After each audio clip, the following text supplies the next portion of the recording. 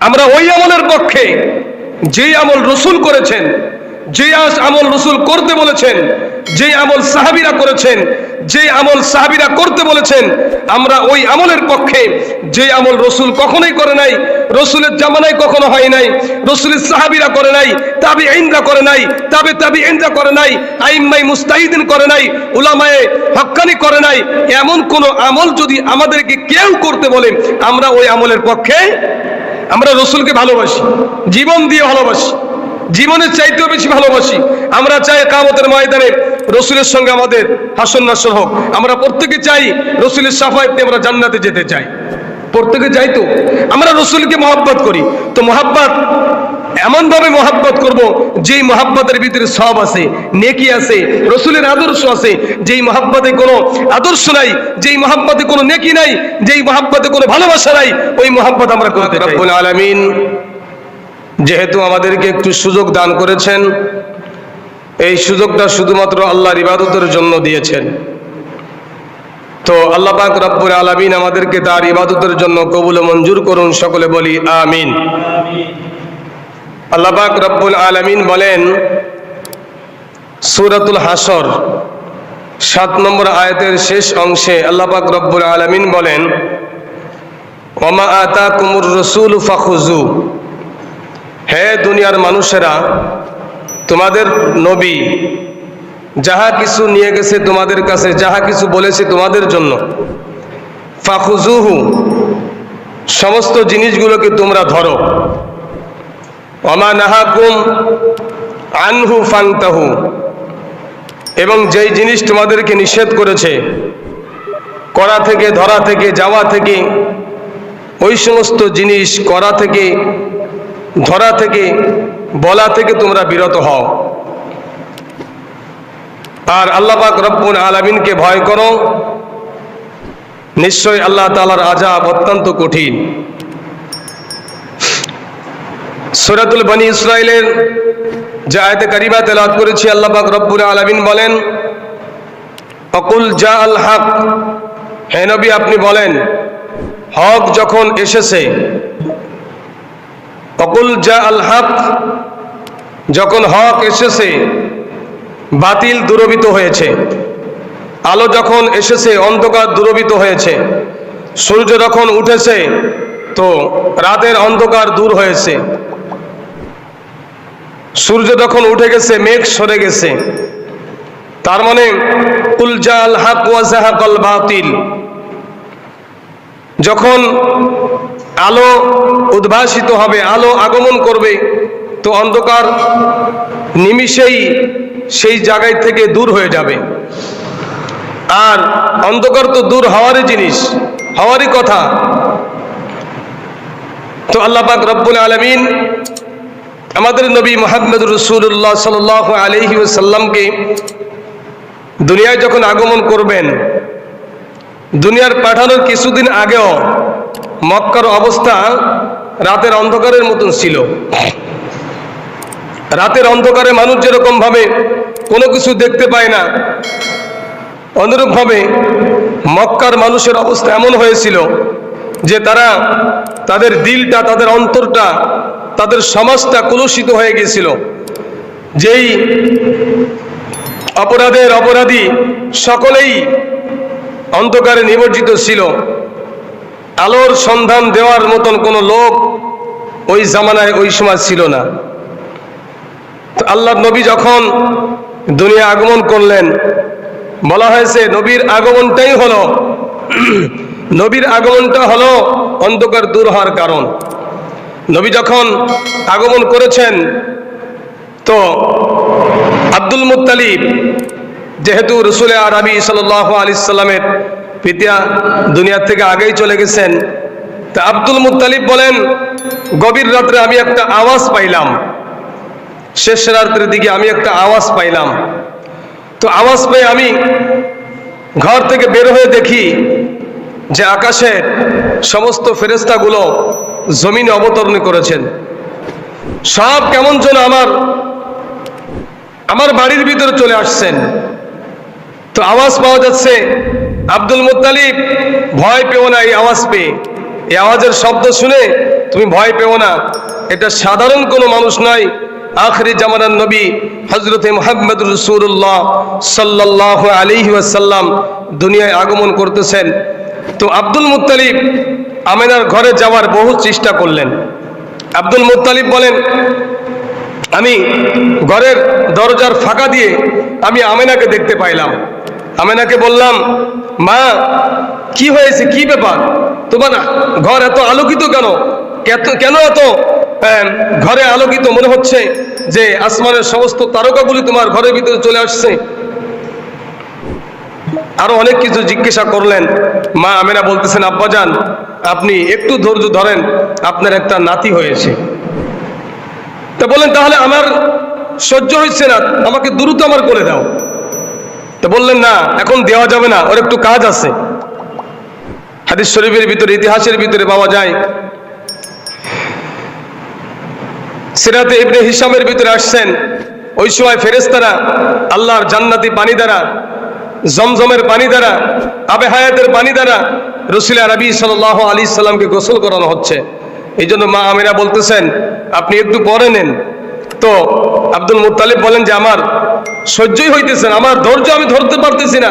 আমি ঘরের ভিতরে যখন যাইতে চাইতেছিলাম জোর করে, দরজার পাশে এমন দেহের একটা লোক আমার ওখানে দরজার পাশে দাঁড়িয়ে আছে, বলতেছে, বললাম না দেরি আছে, এখন যাওয়া যাবে না। ধমক দিয়ে বললেন, আমার জীবনে এইরকম চেহারাবান আমি মক্কা নগরীতে আর কোনোদিন দেখি নাই। তো আব্দুল মুত্তালিবকে আওয়াজের মাধ্যমে জানানো হলো, হে আব্দুল মুত্তালিব, তোমার যে নাতি হবে তিনি হলেন বিশ্বজগতের সাইয়্যিদুল মুরসালিন, খাতামুন নবিয়্যিন, আশরাফুল আম্বিয়া, হযরতে মুহাম্মদ রাসূলুল্লাহ সাল্লাল্লাহু আলাইহি ওয়াসাল্লাম। তো নবীর আগমন আমাদের সমাজে,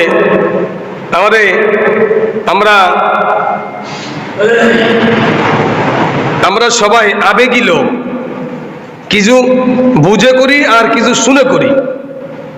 কিন্তু বুঝে এবং শুনে যদি আমল করা হয়, আমরা ওই আমলের পক্ষে যেই আমল রাসূল করেছেন, যেই আমল রাসূল করতে বলেছেন, যেই আমল সাহাবীরা করেছেন, যেই আমল সাহাবীরা করতে বলেছেন, আমরা ওই আমলের পক্ষে।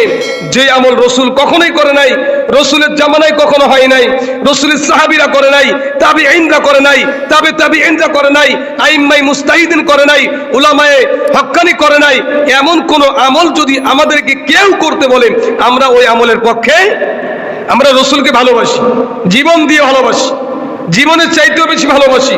আমরা চাই কিয়ামতের ময়দানে রাসূলের সঙ্গে আমাদের হাসর নাসর হোক। আমরা প্রত্যেকে চাই রাসূলের শাফায়াতে আমরা জান্নাতে যেতে চাই, প্রত্যেকে চাই। তো আমরা রাসূলকে মহব্বত করি, তো মহব্বত এমন ভাবে মহব্বত করব যেই মহব্বতের ভিতরে সওয়াব আছে, নেকি আছে, রাসূলের আদর্শ আছে।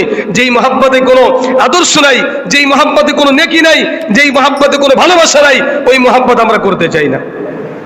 রাসূল আরবি সাল্লাল্লাহু আলাইহি সাল্লাম জন্ম নিয়েছেন, এটা হলো জন্ম। তা রাসূল সাল্লাল্লাহু আলাইহি সাল্লামের জন্ম নিয়ে প্রায় 2 জমায় আমরা আলোচনা করলাম, এখনো কিছু আলোচনা হলো।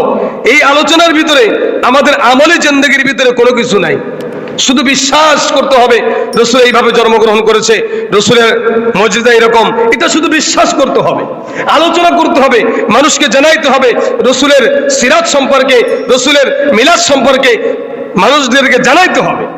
তবে যেই সিরাত আর যেই মিলাদ এর ভিতরে যেটা আমল আছে, যেটা করলে সব হবে, যেটা করলে রাসূল খুশি হবে, আমরা তার পক্ষে। আমরা কি? আমরা তার পক্ষে। আল্লাহ তাআলা বলেন, ওয়ামা আতাকুমুর রাসূলু ফাখুযু ওয়ামা নাহাকুম আনহু, যেই জিনিসটা তোমাদেরকে তোমাদের রাসূল ধরতে বলেছেন, করতে বলেছেন, ওই জিনিসটা তোমরা ধরবে, ওই জিনিসটা তোমরা করবে। যেটার থেকে তোমাদেরকে নিষেধ করেছে, যেটা করতে নিষেধ করেছে, যেটা বলতে নিষেধ করেছে, যেই জিনিস ধরতে নিষেধ করেছে, ওই জিনিস আমরা ধরবো না, ওই জিনিস আমরা করবো না, ওই জিনিস আমরা বলবো না। তবে আমাদের সমাজে এখন যেহেতু রবিউল আউয়াল মাস, আমাদের সমাজে দুটো জিনিস এখন প্রচারিত। তো একটা হলো সিরাত আর একটা হলো মিলাদ। তো আপনাদেরকে অতি সংক্ষেপে কথাগুলো বলি। মিলাদ শব্দের অর্থ হলো জন্ম, মিলাদ শব্দের অর্থ হলো কি? জন্ম। আর মিলাদুন নবী শব্দের অর্থ হলো পবিত্র জন্ম, পবিত্র আত্মার জন্ম, অর্থাৎ মহানবী সাল্লাল্লাহু আলাইহি সাল্লাম শেষ নবীর জন্ম, পবিত্র জন্মদিনকেই মিলাদুন নবী সাল্লাল্লাহু আলাইহি সাল্লাম বলা হয়। আর সিরাতুন নবী, সিরাতুন নবী বলা হয় যে রসুলের জন্ম থেকে নিয়ে মৃত্যুর আগ পর্যন্ত 63 বছরের জিন্দেগি, মা আতাকুমুর রাসূলু ফাখুযু ওয়া মা নাহাকুম আনহু, এই যে 63 বছরের জিন্দেগির ভিতরে রসুল যেটা করেছে, সাহাবীরা দেখছে, সাহাবীরা করেছে, সাহাবীরা করতে বলেছে, রসুল করতে আদেশ করেছে, এই সমস্ত গুলোকেই বলা হয় সিরাতুন নবী সাল্লাল্লাহু আলাইহি ওয়াসাল্লাম। অর্থাৎ মিলাদের ভিতরে সিরাত নাই, সিরাতের ভিতরে মিলাদ রয়েছে। কেউ যদি সিরাতুন নবী সাল্লাল্লাহু আলাইহি সাল্লাম পালন করে তো মিলাদুন নবীও পালন হবে, সিরাতুন নবীও পালন হবে।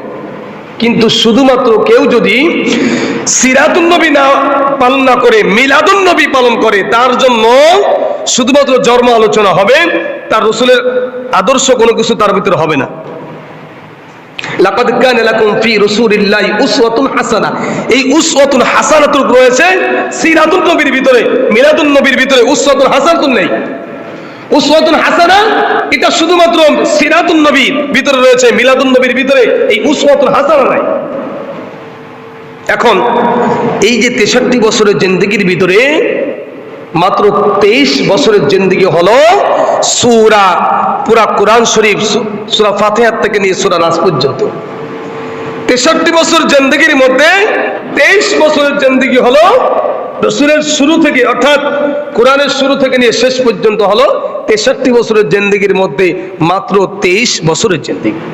আর এই 23 বছরের জিন্দেগি হলো নবুয়তের জিন্দেগি। তবে আল্লাহ তাআলা বলছেন লাকাদ কানা লাকুম ফি রাসূলিল্লাহি উসওয়াতুন হাসানাহ, এই উসওয়াতুন হাসানাকে 23 বছরের জন্য নয়, এই উসওয়াতুন হাসানাহ হলো 63 বছরের জিন্দেগির জন্য। রাসূলের জন্ম, রাসূল জন্মগ্রহণ করেছেন, জন্মগ্রহণ করার পরে যখন বাল্যকাল, ছোট বয়স, সাধারণত বাচ্চাদের খেলাধুলা, বিভিন্ন জিনিসের একটু মন মানসিকতা সবসময় থাকে। ওই সময়ও রাসূল করিম সাল্লাল্লাহু আলাইহি ওয়াসাল্লামের স্বভাব ছিল কাউকে জীবনে কখনো গালি দেয় নাই, নিজের হাতে কাউকে কোনো থাপ্পড় মারে নাই, নিজের ইচ্ছায় কাউকে কোনোদিন কষ্ট দেয় নাই। এই হলো আমাদের নবীর আদর্শ ছিল শৈশবে, একদম ছোট্ট বয়সে। হযরতে আমেনা যখন তার সন্তানকে হালিমাতুস সাদিয়ার কাছে দিয়েছে, হালিমাতুস সাদিয়া কথা বলেছে রাসূল সম্পর্কে যে মুহাম্মাদের স্বভাব এমন ছিল। তো এই নবীর আদর্শ হলো লাকাদ কানা লাকুম ফি রাসূলিল্লাহি উসওয়াতুন হাসানাহ, এই উসওয়াতুন হাসানাহ হলো 63 বছরের জিন্দেগি, আর নবুয়তের জিন্দেগি হলো 23 বছরের জিন্দেগি। এই উসওয়াতুন হাসানাহ রাসূলের নবুয়ত আগেও তার স্বভাবটা কেমন ছিল, রাসূল সাল্লাল্লাহু আলাইহি সাল্লামের জীবনে কাউকে কখনো কোনো দিনও একটা গালি দেয় নাই, মানুষ কষ্ট পাক এমন কোনো কথা বলে নাই, এমন কোনো কাজও করে নাই। এই জন্যই আরবের লোকেরা তাকে আল আমিন উপাধি দিয়েছিলেন। আল আমিন অর্থ হলো বিশ্বাসী, আরব দেশের উপাধি হলো আল আমিন। যদি কাউকে বেশি বিশ্বাস করে তার উপাধি দেয় আল আমিন দিত।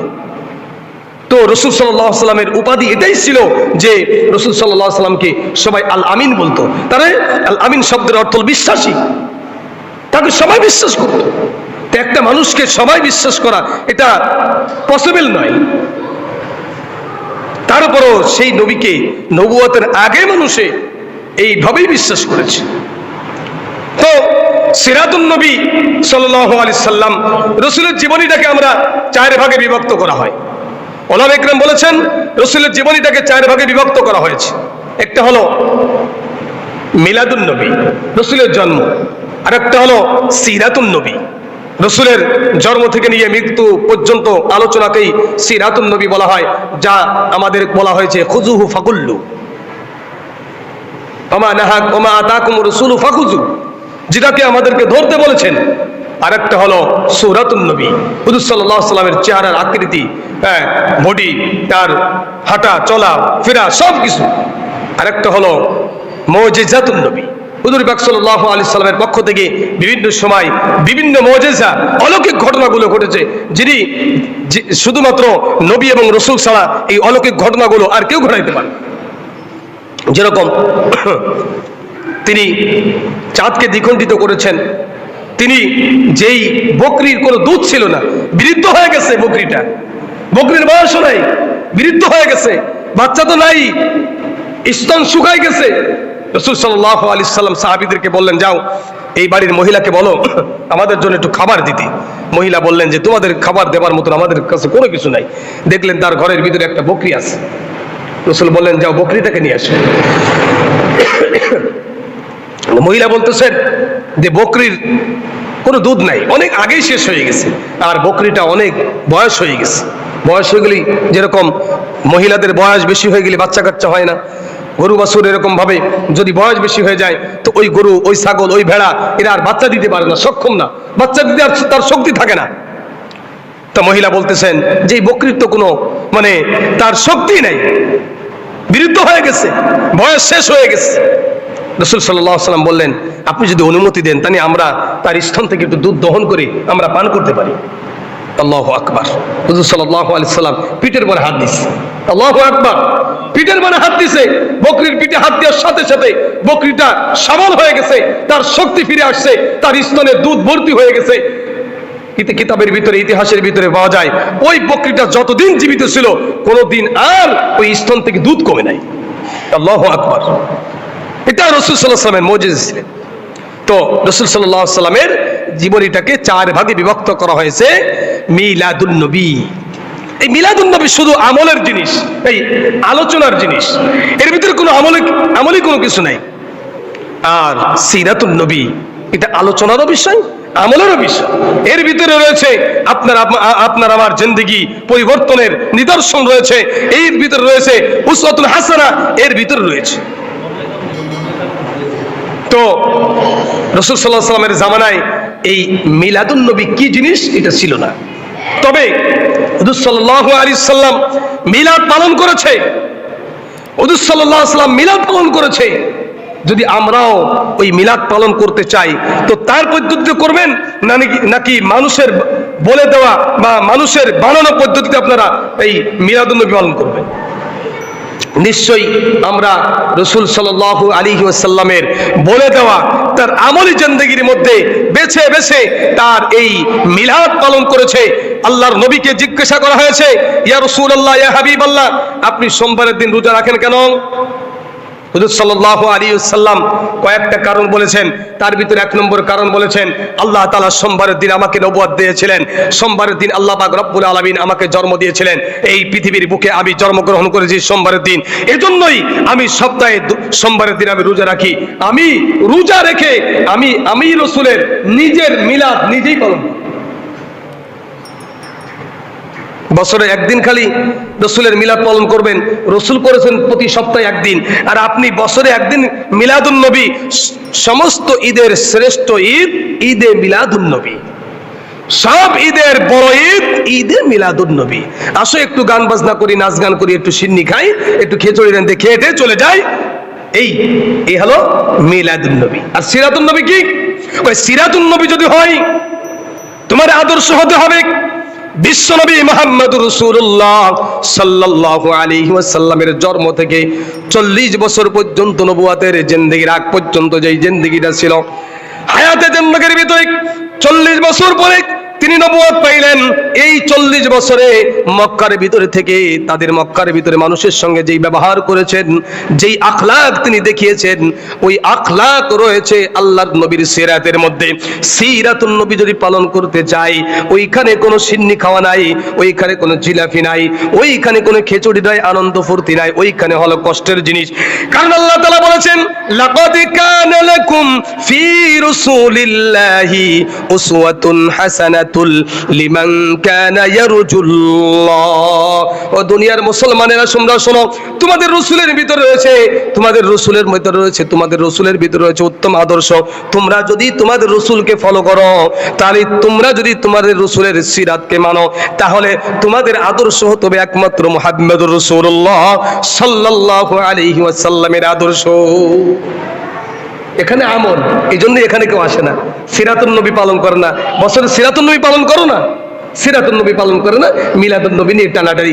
যের ভিতরে কোনো সব নাই, যার ভিতরে কোনো আখলাক নাই, যার ভিতরে কোনো আদর্শ নাই, যা করতে রসুল কোনোদিন বলে নাই। রসুল নিজের মিলাদ পালন করেছে সপ্তাহে সোমবারের দিন রোজা রেখে।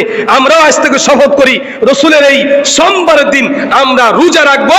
আল্লাহ পাক রব্বুল আলামিনের হাবিব রসুল আরবি সাল্লাল্লাহু আলাইহি সাল্লামের মিলাদ পালন করার উদ্দেশ্যেই, শুধুমাত্র রসুল যেহেতু সোমবারের দিন রোজা রেখেছে, আমরাও সোমবারের দিন রোজা রাখবো একমাত্র রসুলকে খুশি করার জন্য, রসুলের মিলাদ পালন করার জন্য। আল্লাহ নবীর সাহাবী, ইয়া রাসূলুল্লাহ, ইয়া হাবিবাল্লাহ, আপনি আমাকে অনুমতি দিলে আমি বছরে 362 দিনের ভিতরে মাত্র 5টা দিন রোজা রাখা হারাম, আমি 360 দিন রোজা রাখবো। আল্লাহর নবী বলেন, না, তোমার জন্য কোনো অনুমতি নাই। রসুল বলেন, ওই সাহাবী আবার প্রশ্ন করলেন, ইয়া রাসূলুল্লাহ, ইয়া হাবিবাল্লাহ, তাহলে বছরে 6 মাস আমাকে অনুমতি দেন, আমি 6 মাস রোজা রাখবো আর 6 মাস আমি খানা খাইবো। রসুল বললেন, তাও তোমার অনুমতি নাই। রসুল বলেন, তাহলে ওই সাহাবী বলতেছেন, ইয়া রাসূলুল্লাহ, ইয়া হাবিবাল্লাহ, তাহলে আমাকে 1 মাস রোজা রাখার, 1 মাস রোজা রাখবো আর 1 মাস আমি না খেয়ে থাকবো, 1 মাস রোজা রাখবো, 1 মাস আমি রোজা ছাড়া থাকবো, এটা অনুমতি দেন। তাও রসুল অনুমতি দেয় নাই। আল্লাহ নবী বলেন, তোমরা যদি রোজা রাখতে চাও মাসে মাত্র 3টা দিন রোজা রাখো। যদি তোমরা মাসে 3টা দিন রোজা রাখো, আল্লাহ নবী বলেন, ওই মাসে 3টা দিন রোজা রাখা পুরো একটা মাস রোজা রাখার সব আল্লাহ তাআলা তার আমলনামায় দান করবে। এই আদর্শ আমাদের ভিতরে নাই। মিলাদ নিয়ে টানাটানি, কে মিলাদ পালন করলো না, কে মিলাদ নিয়ে, সব মিলাদ নিয়ে টানাটানি। কেন? মিলাদের ভিতরে তো কোনো কিছু নাই, খাওয়ান ছাড়া কোনো কিছু নাই, আনন্দ ছাড়া কোনো কিছু নাই।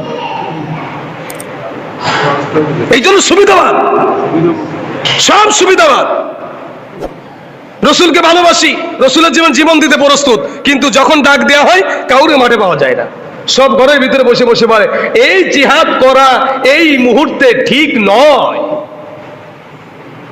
রসুলকে নিয়ে ব্যঙ্গচিত্র করতেছে, রসুলকে নিয়ে ছবি বানাইতেছে, রসুলকে নিয়ে ভিডিও বানাইতেছে, রসুলকে নিয়ে এরকম ভাবে ব্যঙ্গচিত্র করা হচ্ছে। তারা বাহিরে না আসে, ঘরের ভিতরে বলতেছেন এই মুহূর্তে জিহাদের ডাক দেওয়া এটা ঠিক নয়। যেখানে রসুলের ইজ্জত নিয়ে টানাটানি করতেছে, ওদিক দিয়ে কোনো খেয়াল নাই। আর আমরা মিলাদ, শুধু মিলাদ পালন করার জন্য, কারণ ওখানে তো খাওয়ান আছে। এই জন্য ভাই, মিলাদ নয়, মিলাদ পালন করতে যদি কেউ চায় সপ্তাহে 1 দিন সোমবারের দিন রোজা রাখবেন, তাহলে মিলাদ পালিত হবে। কিন্তু মানুষের বলে দেওয়া, মানুষের বানানো পথ আমরা অনুসরণ করলে রসুলের অনুসরণ হবে না। এই জন্য তো রসুল বলেছেন, আল্লাহ তাআলা বলেছেন, মা আতাকুমুর রাসূলু ফাখুযু। রসুল যেটা বলে, যেটা করতে বলে ওইটাকে তোমরা করো, যেটা নিষেধ করে ওটাকে তোমরা ছেড়ে দাও। অথচ মানুষ দেখেন, মিলাদুন নবী, এই যে মিলাদ আসছে কোত্থেকে, মিলাদটা আসলো কোত্থেকে? মিলাদুন নবী, বছরে 1 দিন মিলাদুন নবী পালন করা, অর্থাৎ বছরে একবার এই অনুষ্ঠানটা করা, এই দিবস পালিত করা, এটা কোত্থেকে আসছে? কিতাবের ভিতরে আসছে, ইরাকে মুসল শহর 604 হিজরি, 604 হিজরিতে, তাই 600 বছর আগে রসুল দুনিয়ার থেকে চলে গেছে। দুনিয়ার থেকে চলে যাওয়ার 550 বছর পরের থেকে এই মিলাদ শুরু হয়েছে। রসুল দুনিয়ার থেকে হিজরত করার পরে, রসুল দুনিয়ার থেকে যাওয়ার পরে 550 বছর পরে এই মিলাদের, এই যে বছরে একটা দিবস পালিত হয়, এটাকে চালু করেছেন যিনি, তিনি হলেন এই মিশরের, ইরাকের মুসল শহরের একজন বাদশা। তিনি ওই বাদশার একজন আলেম ছিল, বুঝছেন, মানে দরবারি আলেম যাকে বলা হয়, সরকারি আলেম। এই সরকারি আলেমের মাধ্যমে তিনি এই মিলাদুন নবীটা এটা চালু করেছেন। এর আগে পৃথিবীতে মিলাদুন নবী কি জিনিসটা ছিল না। মিলাদুন নবী কি? রাসূল সাল্লাল্লাহু আলাইহি ওয়াসাল্লাম, মিলাদ হলো রাসূলের জন্ম। রাসূল জন্মগ্রহণ করেছে সোমবারের দিন, তো সোমবারের দিন রাসূল নিজেই রোজা রেখে এটা পালন করেছে। যদি কেউ মিলাদুন নবী পালন করতে চায় তো বছরে একবার না, প্রতি সপ্তাহে একবার। আর যদি বছরে একবারও পালন করতে চাই তাও সোমবারের দিন রোজা রেখে পালন করতে হবে। সোমবার ছাড়া অন্য কোনো দিন আনন্দ করে ওটাকে মিলাদুন নবী বলা হয় না, ওটা হলো স্বার্থবাজ, ওটা সুবিধাবাদ। সিরাতুন নবী হলো রাসূল সাল্লাল্লাহু আলাইহি সাল্লামের জন্ম থেকে নিয়ে মৃত্যুর আগ পর্যন্ত এখানে ভালো আদর্শ রয়েছে, ভালো কথা রয়েছে, রোজা রয়েছে, নামাজ রয়েছে, হজ রয়েছে, যাকাত রয়েছে, ইসলামিক সব জিনিস সিরাতুন নবীর ভিতর রয়েছে। আমরা এখানে আসলে যে নামাজ পড়া লাগবে, এখানে আসলে রোজা রাখা লাগবে, এখানে আসলে চুরি করা যাবে না, এখানে আসলে মানুষের উপর জুলুম করা যাবে না, এখানে আসলে মানুষের উপর অত্যাচার করা যাবে না, এই জন্য আমরা এদিকে আসি না। আমরা এদিক দিয়ে একটু পাশ কেটে আমরা মিলাদুন নবী সাল্লাল্লাহু আলাইহি সাল্লাম পালন করি। সকল ঈদের শ্রেষ্ঠ ঈদ ঈদে মিলাদুন নবী। অথচ রাসূল সাল্লাল্লাহু আলাইহি সাল্লাম বলেছেন মুসলমানের উৎসব মাত্র দুইটা। কয়টা? মুসলমানের উৎসব কয়টা?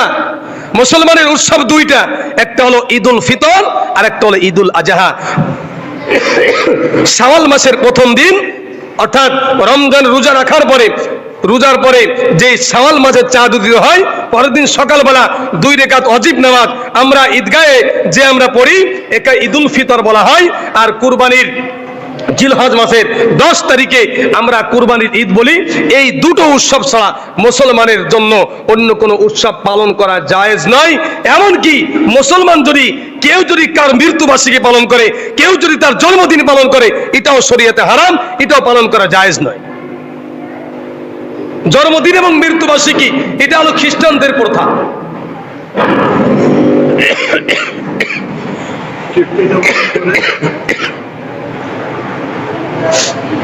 এই জন্মদিন, এই মৃত্যুবার্ষিকী এটা হলো খ্রিস্টানদের প্রথা। এই জন্য আমরা মুসলমান, আমাদেরকে রাসূল সাল্লাল্লাহু আলাইহি সাল্লাম বলেছেন তোমরা ইহুদি খ্রিস্টানরা যেই কাজ করে তোমরা তার উল্টো করবে। এই জন্য মক্কা থেকে হিজরত করে রাসূল আরবি যখন মদিনায় চলে গেলেন, তো মুহররমের 10 তারিখে ইহুদিরা রোজা রাখতো। কিসের জন্য? কই আমাদের নবী হযরতে মূসা আলাইহিস সালাতু ওয়াস সালাম তিনি ওই ফিরাউনের কবল থেকে আল্লাহ তাআলা এই দিন তাকে হেফাজত করেছিলেন, রক্ষা করেছিলেন। এই জন্য মূসা আলাইহিস সালাতু ওয়াস সালাম সিজদার করে আল্লাহর শুকরিয়া আদায় করলেন এবং ওই দিনটাই মূসা আলাইহিস সালাতু ওয়াস সালাম রোজা রাখছিলেন আল্লাহর শুকরিয়া আদায় করার জন্য। আমরাও সেই মূসা নবীর অনুসরণ করে আমরাও ওই দিনকে রোজা রাখি। এই জন্য ইহুদি খ্রিস্টানরা রোজা রাখতেন। তো রাসূল সাল্লাল্লাহু আলাইহি সাল্লাম পরবর্তী বললেন আগামী বছর বেঁচে থাকলে আমি 9 এবং 10 অথবা 10 এবং 9 এবং 10 বলছে আমি 2টা রোজা রাখবো। তার মানে ইহুদি খ্রিস্টানরা যদি একটা রোজা রাখে তোমরা 2টা রাখবে, তারা যদি 2টা রাখে তোমরা 3টা রাখবে, তারা যদি না রাখে তোমরা রাখবে। ইহুদি খ্রিস্টানদের উল্টো যা করে তার থেকে আমাদের উল্টো করার কথা বলছেন। আর আমরা সেই ইহুদি খ্রিস্টানরা জন্মদিন পালন করে, মৃত্যুবার্ষিকী পালন করে, আমরাও সেই মৃত্যুবার্ষিকী জন্মদিন কত ধুমধাম করে এরকম ভাবে কেক কেটে আমরা আনন্দ করে আমরা এই জন্মদিনটা পালন করি। আরে তুমি যেই সন্তানের জন্মদিন পালন করতেছো ওই সন্তানের ভবিষ্যৎ নষ্ট করার জন্য এই একটা জিনিসই যথেষ্ট। ইহুদি খ্রিস্টানদের একটা কালচার, ওই সন্তানের জন্য, সন্তান বিগড়ে যাওয়ার জন্য, সন্তান নষ্ট হওয়ার জন্য একটা জিনিসই যথেষ্ট। কারণ 1 বছর করলে পরবর্তী বছরে আপনার সন্তান আপনাকে বলবে বাবা আমার জন্মদিন কবে তারিখ, কোন তারিখে জানো? গত বছর যে কেক আনছে ওটা আমার পছন্দ হয়েছিল না, এবার কিন্তু 3 তলা কেক আনা লাগবে। কিন্তু আপনি আপনার সন্তানকে কেক এনে খাওয়ান, এতে বাধা নাই। মিষ্টি কিনে খাওয়ান, কোনো বাধা নাই। আপনি ভালো জিনিস কিনে খাওয়ান, এতে কোনো বাধা নাই। তবে ওই দিন উপলক্ষ করে যদি আপনি জন্মদিন উপলক্ষ করে কেক এনে খাওয়ান, এটা হলো কবিরা গুনাহ, এটা হলো হারাম। আর এই খাওয়া জায়েজ নাই, শরীয়ত সমর্থন করে না। আর একটা হলো বছরে আমরা আমার বাবা মা ভাই বোন দাদা দাদি আত্মীয় স্বজন মারা গেলে বাৎসরিক একটা খরচ করি, এটাও জায়েজ নাই। কারণ সন্তান আপনাকে রেখে গেছে ভাবে বছরে একবার স্মরণ করার জন্য, নাকি প্রত্যেক নামাজের পরে রব্বির হামহুমা কামা রাব্বায়ানি সগীরা এটা বলার জন্য? আল্লাহ দোয়া শিখাইছে, তোমার পিতামাতা দুনিয়া থেকে চলে গেছে তার জন্য দোয়া করো।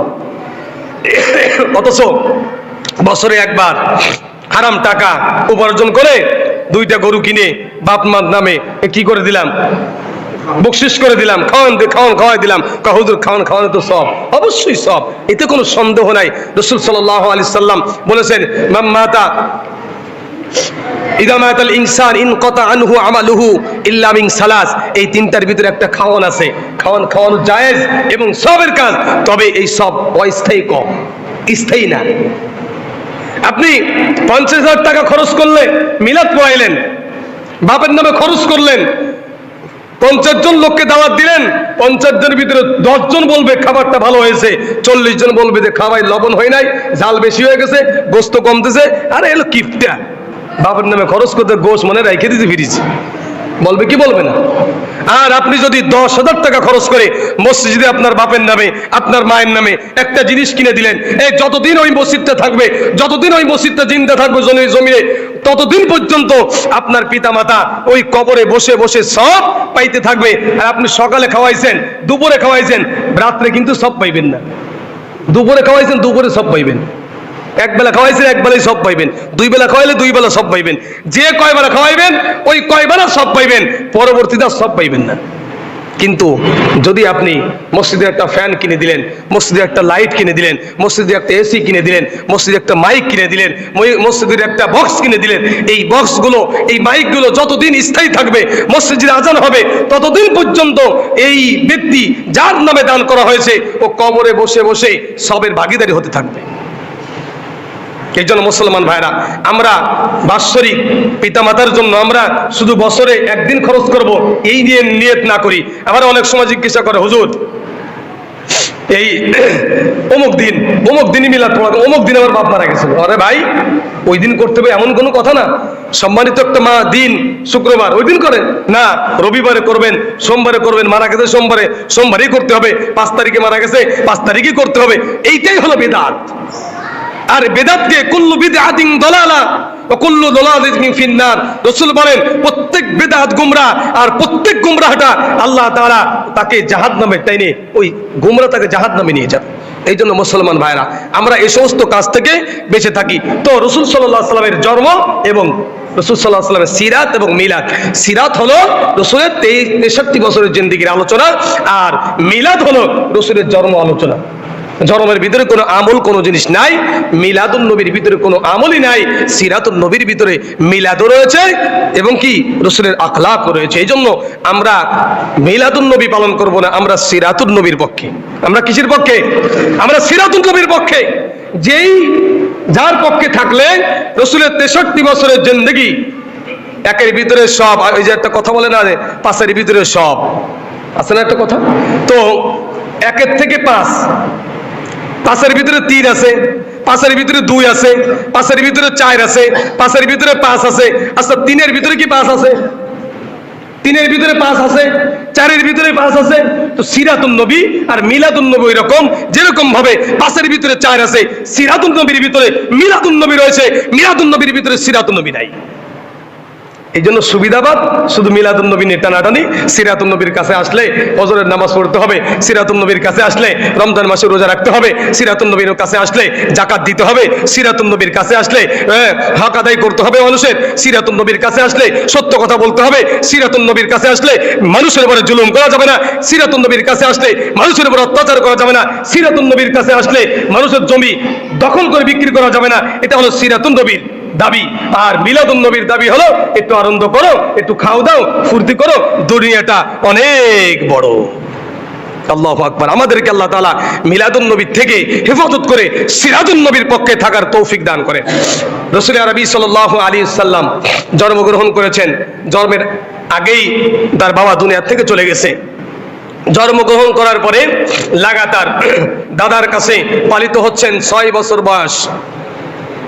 6 বছর বয়স যখন হলেন, তো বাবার কথা জিজ্ঞাসা করলেন মায়ের কাছে। মায়ের কাছে জিজ্ঞাসা করলেন, বাবা, আমার বাবা কোথায়? সমস্ত সন্তানেরা সকালবেলা থেকে বিকেল বেলা পর্যন্ত মাঠে খেলাধুলা করে, বিভিন্ন সময় আদর যত্ন করে তার বাবা মা এসে, কিন্তু আমি তো মায়ের আদর পাই, কিন্তু বাবার আদর তো আর কোনোদিনে পাইলাম না। আমার বাবা কোথায়?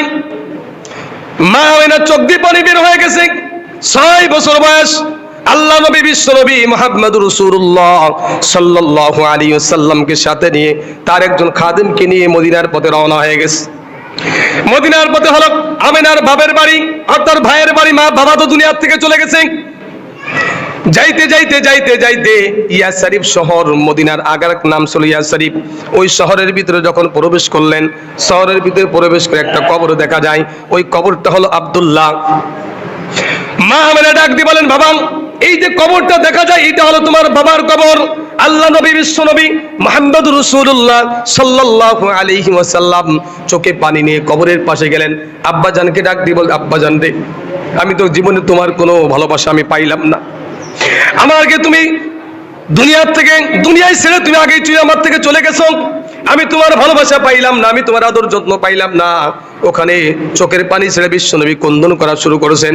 আর মাকে ডাক দিয়ে বলতেছেন, মা, এই মাটিটা হলো আমার কাছে অনেক দামি, যেই মাটিতে আমার বাবা শুয়ে আছে। মাকে ডাক দিয়ে বলতেছেন, মা, তুমি মক্কায় চলে যাও, আমি মদিনায় মামার বাড়িতে থাকি, প্রতিদিন নিয়মিতভাবে আমার বাবার কবরটা আমি জিয়ারত করব। কিন্তু মা আমেনা বলতেছেন, বাবারে, তোমাকে আমি রেখে যাইতে পারবো না, আমার সঙ্গে তোমাকে যেতে হবে। আল্লাহ নবী, বিশ্ব নবী মামার বাড়ি চলে গেলেন। কয়েকটা দিন মামার বাড়ি থাকার পরে যখন দাদার বাড়ির দিকে অর্থাৎ বাপের বাড়ির দিকে রওনা দিলেন, আল্লাহ নবী মুহাম্মদুর রাসূলুল্লাহ সাল্লাল্লাহু আলাইহি ওয়াসাল্লাম 6 বছর বয়স। এর আগে তো বাবা দুনিয়ার থেকে চলে গেছে 6 বছর বয়স। যখন তিনি ওই মদিনা অতিক্রম করার অবস্থায় মা আমেনা হঠাৎ করে অসুস্থ হয়ে পড়লেন। একজন খাদেম ছিল, একজন খাদেমা ছিল, একজন মহিলা ছিল, তার নাম লেখছে উম্মে আইমান। হঠাৎ করে মা আমেনা অসুস্থ হয়ে পড়লেন, এমন অসুস্থ হয়ে পড়লেন আর বাঁচবে না, ওখানে এই অবস্থা হয়ে গেলেন। মুহাম্মদকে কোলে তুলে নিলেন, চুমু খাইলেন আর বলতেছেন, মা, বাবারে, আমি তো হয়তো দুনিয়ার থেকে চলে যাইতেছি, আল্লাহ তোমাকে ভালো রাখুক। এবং ওই উম্মে আইমানের কাছে তাকে সফর্দ করে দিয়ে বলতেছেন, আমার আমানতটাকে তার দাদার কাছে তুমি পৌঁছায় দিবা। অল্প কিছুক্ষণের পরে মা আমেনাও দুনিয়ার থেকে চলে গেলেন।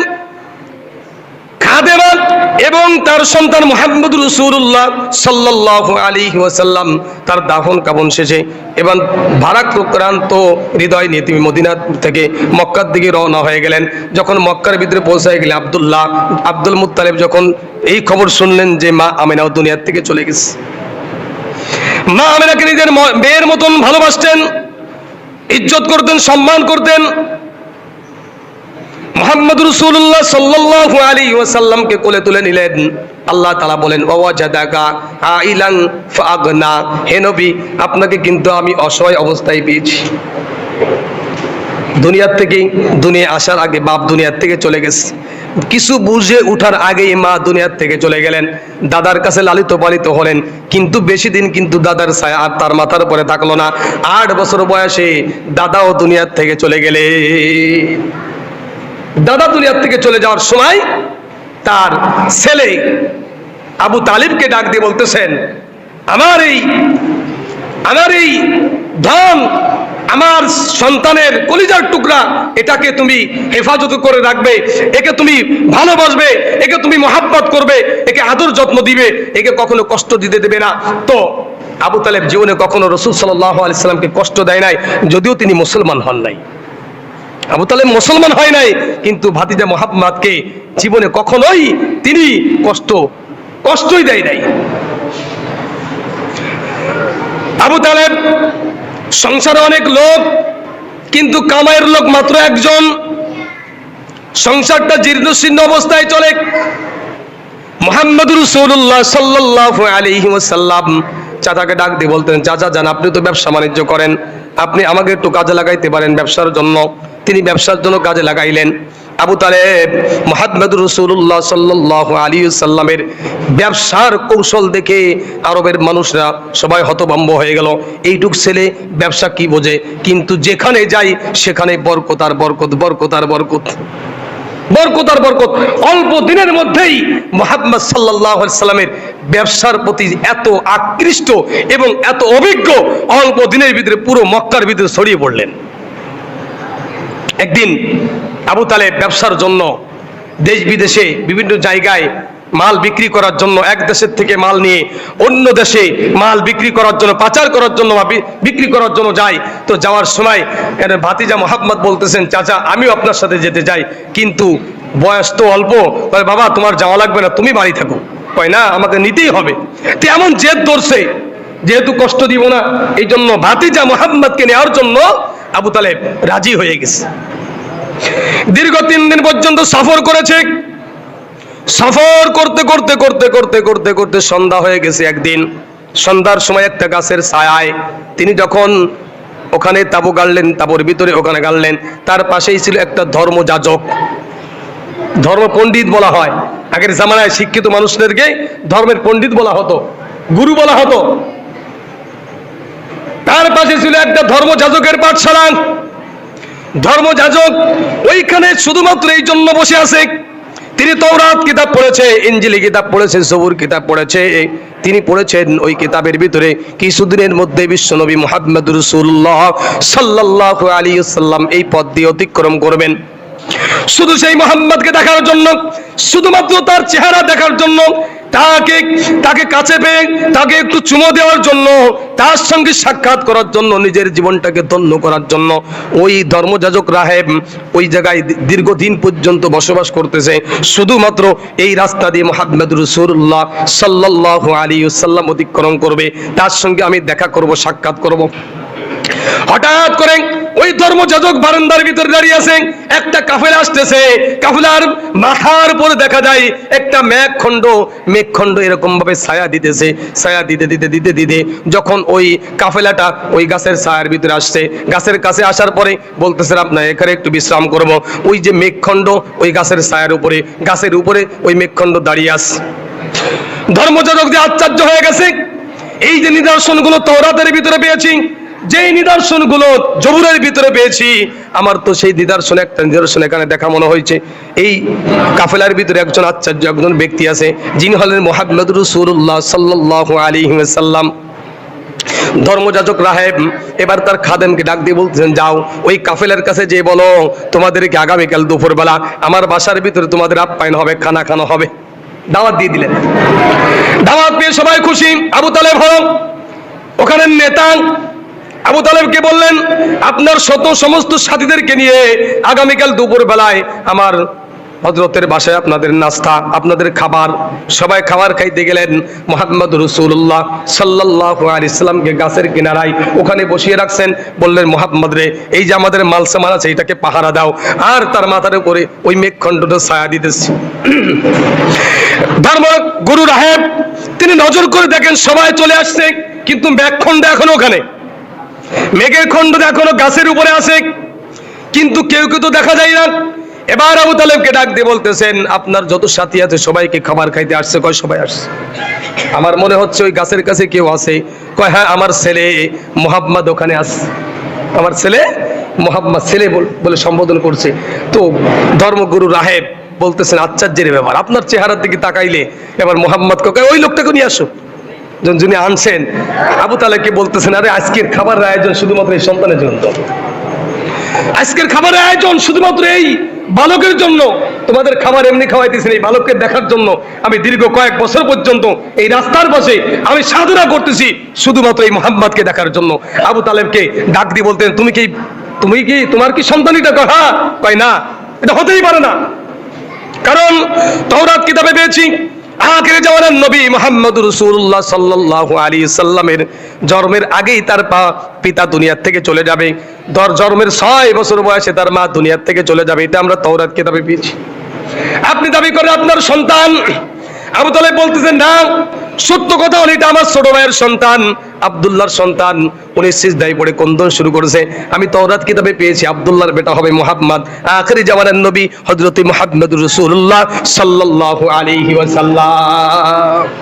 আগের মানুষ নবীকে এমন ভাবে চিনতেন, চেহারা দেখিয়ে চিনে যেত। ধর্মগুরু রাহেব বলেন, আবু তালেব রে, তুমি মুহাম্মদের পিঠের জামা একটু উঁচু করে দেখো, নবুয়াতের সিলমোহর ওখানে রয়েছে অঙ্কিত অবস্থায়। দেখলেন যে ওখানে একটা নবুয়াতের সিলমোহর আছে, ইনি ভবিষ্যতে আখিরি জামানার নবী হবেন। আবু তালেবকে বলতেছেন, তোমাকে একটা সতর্কবাণী শোনাই, এই মুহূর্তে তুমি তোমার ভাতিজাকে নিয়ে মক্কার ভিতরে চলে যাবে, কারণ মদিনার আশেপাশে কোনো ইহুদি খ্রিস্টানরা যদি মুহাম্মদের খবর পায় তাহলে তাকে মেরে ফেলার ষড়যন্ত্র করবে। হঠাৎ করে 12 জন সশস্ত্র বাহিনী ওখানে উপস্থিত হয়েছে। রোম সম্রাটের কাছ থেকে আসছে। এবার ধর্মগুরু রাহেব ডাক দিয়ে বলতেছেন, কি ব্যাপার, তোমরা এখানে কেন আসছো, কিসের জন্য, তোমরা কানে কানে কি কথা বললে আমরা শুনতে পাই নাই, একটু জোরে বলো। আমরা মুহাম্মদকে খুঁজতে আসছি, আমরা শুনেছি আরব দেশের ভিতরে আব্দুল্লাহর রশে মুহাম্মদ রাসূলুল্লাহ সাল্লাল্লাহু আলাইহি সাল্লাম জন্মগ্রহণ করেছে, আমরা চাই না সে দুনিয়ায় জীবিত থাকুক, আমরা তাকে হত্যা করতে আসছি। ধর্মগুরু রাহেব বলতেছেন, আপনারা ভুল পথে আসছেন, এটা সঠিক পথ নয়, অন্য পথে দেখেন। ওদেরকে অন্য কিছু বুঝাইয়া ওখান থেকে সরিয়ে দিলেন। এবার ধর্মগুরু রাহেব আবু তালেবকে ডাক দিয়ে বলতে, আবু তালেব, আমি যে কথাগুলো বলেছিলাম তোমার কি বিশ্বাস হয়েছে? এই যে হলো আখিরি জামানের নবী মুহাম্মদ, একে মেরে ফেলার জন্য ইহুদি খ্রিস্টানেরা, কারণ তাদের বংশে কেন জন্মগ্রহণ করে নাই, এটা হলো সবচেয়ে বড় রাগ। ইহুদি খ্রিস্টানদের সব থেকে বড় রাগ হলো মুহাম্মদ কেন আমাদের বংশে জন্মগ্রহণ করলো না। আচ্ছা, মানুষ জন্মগ্রহণ করার মানুষের কোনো অধিকার আছে? তো অধিকার কার? মানুষ যে জন্মগ্রহণ দুনিয়ায় করে, কার পেটের ভিতরে ছেলে দিবে না মেয়ে দিবে, মেয়ে হবে না ছেলে হবে, এটা কার হবে? কালো হবে না সাদা হবে, এটা দেওয়ার মালিক কি? এখন ধর্মগুরু বলতেছেন, ওরা তো নির্বোধ, ওরা তো জানে না। ওরা তো যখন জানছে, ওদের রাগ হলো কেন আমাদের বংশে মুহাম্মদ জন্মগ্রহণ করলো না, এটা হলো মুহাম্মাদের প্রতি তাদের রাগ ছিল। যাই হোক, সিরাতুন নবী পালন করব, মিলাদুন নবী পালন করব। আমরা মিলাদুন নবীর পক্ষে না সিরাতুন নবীর পক্ষে? জোরে আওয়াজ দিয়ে বলতে হবে, সিরাতুন নবীর পক্ষে না মিলাদুন নবীর পক্ষে? সিরাতুন নবী পালন করলে রসুলের জন্ম থেকে মৃত্যু পর্যন্ত আলোচনা করা যায়, আর মিলাদুন নবী হলো শুধুমাত্র রসুলের জন্ম। এই মিলাদুন নবীর ভিতরে সিরাতুন নবী নাই, সিরাতুন নবীর ভিতরে মিলাদুন নবী রয়েছে, সিরাতুন নবীর ভিতরে রয়েছে উসওয়াতুন হাসানা। এই জন্য আমরা সর্বদা সবসময়ের জন্য আমরা কিসের পক্ষে থাকবো? সিরাতুন নবী। আল্লাহ পাক রব্বুল আলামিন আমাদের সকলকে সিরাতুন নবীর পক্ষে থাকার তৌফিক দান করে।